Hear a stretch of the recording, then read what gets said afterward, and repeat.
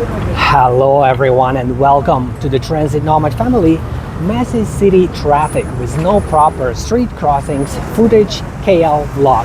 Before we get started, whether you're currently in Asia, Europe, USA or anywhere else, if you haven't done much long-term or long-distance traveling lately, I would like to challenge you to broaden your horizons and give it a try.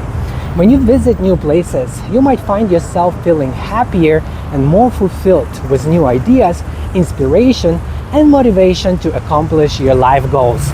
And it's not just my personal opinion, it's confirmed by scientific research. In the worst case scenario, you'll just learn how to appreciate your home country more. Either way, it should be a win-win situation, and as an active traveler and business owner with experience, I might be able to assist you with trip planning, life coaching, and business consulting, with all the details available at buymeacoffee.com/transitnomad or through the link in the video description below. This is where you can also find lots of exclusive content on many different cities around the world, my secret tips, PDF guides, and the option to request a custom video on any topic that matters to you. With that being said, we are currently located in the city center of Kuala Lumpur, and as you can tell, there is no sidewalk. Lots of people have to walk on the road, sharing their space with cars, and this is just one of the many places like this here in this city. I do think it's really dangerous and messed up and uncomfortable, and I just wanted to show you what it's like walking around here sometimes. A lot of YouTubers say this city is very developed, it's very underrated, it's so cool and so awesome. And yes, it's true that KL, Kuala Lumpur has some really nice areas to explore, but it's also full of streets like this where you barely have enough space to walk, where it's not comfortable, it's not safe to be a pedestrian, and also you might see a lot of trash, rats, insects and things like that. You can see my whole face is covered with bite marks because of the hot climate here. Make sure to use insect repellent spray. It's very important to protect yourself when you're staying in Southeast Asia. I didn't buy that spray right away, and I got beaten all over my body and it's really itchy, and I hope that I don't have to go to the doctor. I'm using some cream and waiting to see if things get better. But to make a long story short, you can see we are walking around on the roads. You have to look in all directions. Most cars, they don't slow down for pedestrians unless they really have no choice. So it's very important to be extra careful, and as you can imagine, you can forget about enjoying this kind of walking. This kind of walking becomes like something that you have to really focus on your safety. You can't really relax, if that makes sense. Also very interesting here, I'm gonna show you, if we wanted to go across the street, you can see this shopping mall over here. Let's say we want to cross this street. It's really impossible. If you would think this is a way to cross the street. We start heading upstairs, and let's see what happens once we go upstairs, because I just tried this already and it was so messed up that I decided to film this on camera, because I think it's really it shouldn't be like this. I'm glad I had my camera with me. So this is the monorail station,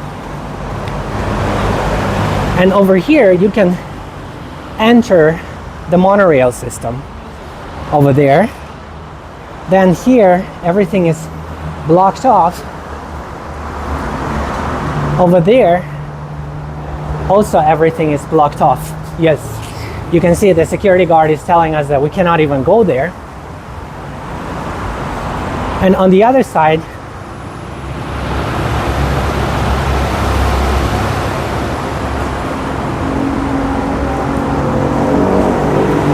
everything is blocked off too. So if we wanted to cross the street to that side, we have to go back downstairs and keep walking around until we find another way to cross the street. I do see a bridge in the distance where we might be able to do that. You can see this area is blocked off too. So let's start heading downstairs. But you can see that the point I'm trying to make is that a simple task like crossing a street that should take a minute or two is going to take 10 minutes or 15 minutes. And also during this time, you have to go upstairs, downstairs multiple times. Also, you have to walk on the road, sharing your space with cars that are going pretty fast, and motorcycles and scooters.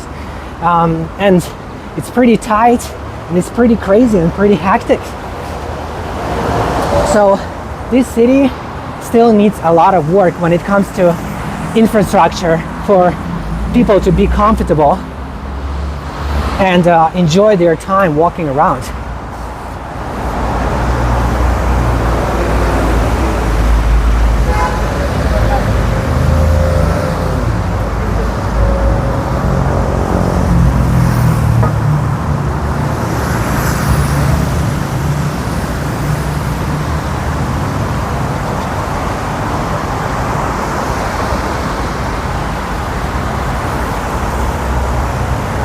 Of course, this situation is not unique to Kuala Lumpur. Bangkok also has a lot of problems like this, as well as many other cities, not just in Asia, but also in Europe and the United States sometimes have problems like this. It's not unique to Kuala Lumpur, but having said that, to be fair, yes, it's not unique to Kuala Lumpur, but in Kuala Lumpur, it's very, very common.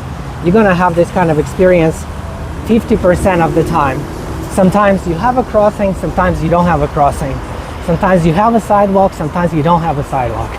And even if there is a crossing, if the light is red for the cars and the light is green for you, it doesn't mean that the cars are gonna follow it. If there's no people, they're just gonna keep going. And if they don't notice you, that's it. So you have to be extra careful regardless of where you go. So we went upstairs again. I did not see any elevators or anything like that. If you have mobility issues, you have heavy things with you, or if you have some kind of disability, forget about it.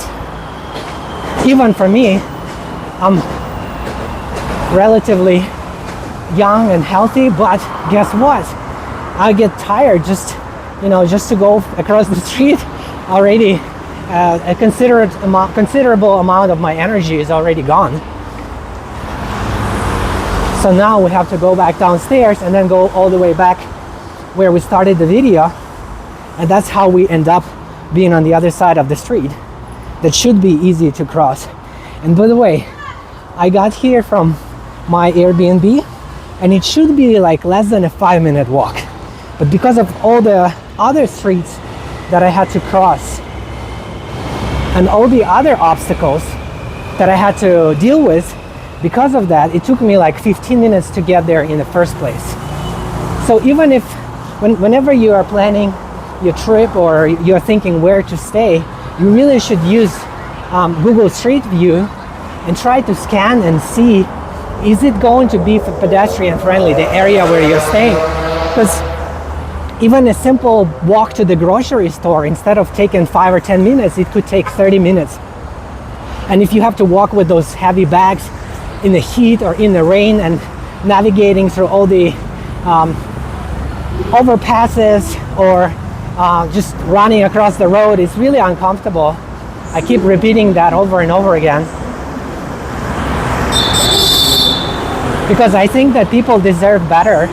This city is built for cars, but I feel that a lot more people could live a happy life if when cities are built for pedestrians, not for vehicles. I mean, you can still drive a vehicle if you really need to drive a vehicle.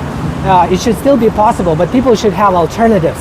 Public transportation, bicycles, walking around, those should be the most logical and most comfortable options, as opposed to driving everywhere.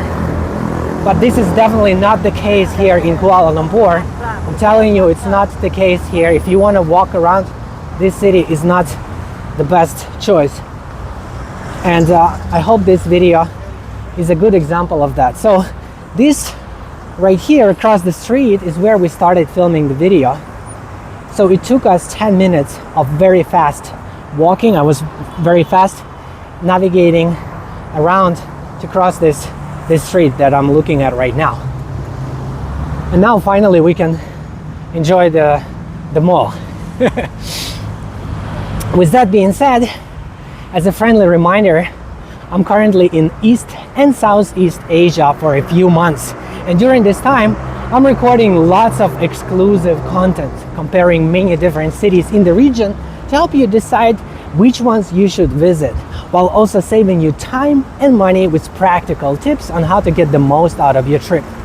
For example, Singapore is one of the most expensive destinations in the world, but I know a way how you can save hundreds or maybe even thousands of dollars when visiting Singapore, and it's not something that people talk about on YouTube or other online platforms.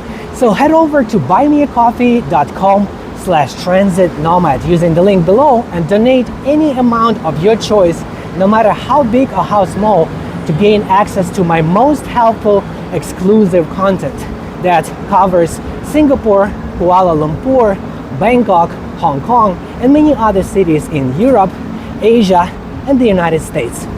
Thank you everyone for watching, commenting, liking, and subscribing. I appreciate you being a part of the Transit Nomad family and look forward to seeing you in the next one. Bye-bye.